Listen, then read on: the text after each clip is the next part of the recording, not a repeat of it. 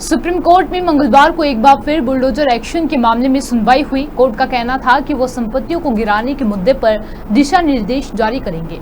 कोई भी शख्स आरोपी या दोषी है, ये डिमोशनल का आधार नहीं हो सकता है। घर टूटने के बाद महिलाओं और बच्चों को सड़क पर देखना अच्छा नहीं है, इसलिए अवैध निर्माण तोड़ने से पहले पर्याप्त समय मिलना चाहिए। सुप्रीम कोर्ट का कहना था कि हम अवैध निर्माण हटाने के खिलाफ नहीं हैं, लेकिन इसके लिए गाइडलाइंस जारी करेंगे।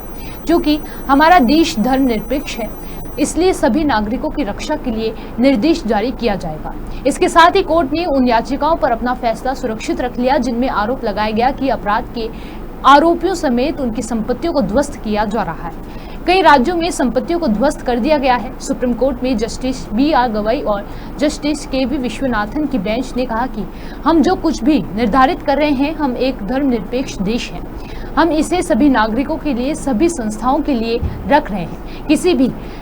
किसी विशेष समुदाय के लिए नहीं है, किसी विशेष धर्म के लिए अलग कानून नहीं हो सकता है। बेंच ने कहा कि हम सार्वजनिक सड़कों, सरकारी भूमि या जंगलों में किसी भी तरह के अनधिकृत निर्माण की रक्षा नहीं करेंगे। हम ये सुनिश्चित करेंगे कि हमारे आदेश में किसी भी सार्वजनिक स्थान पर अतिक्रमण करने वालों को मदद न मिले। मामले में सुनवाई समाप्त होने के बाद बेंच ने कहा कि आदेश आने वाला है।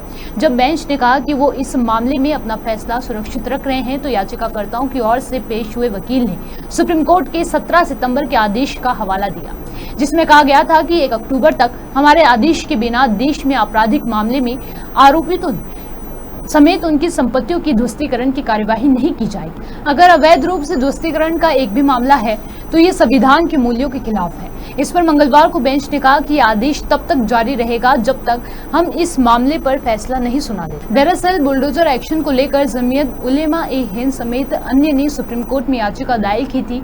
इस याचिका में कहा गया था कि कोई केस कोर्ट में होने के बावजूद बुलडोजर के जरिए घर ढहाए जा रहे हैं।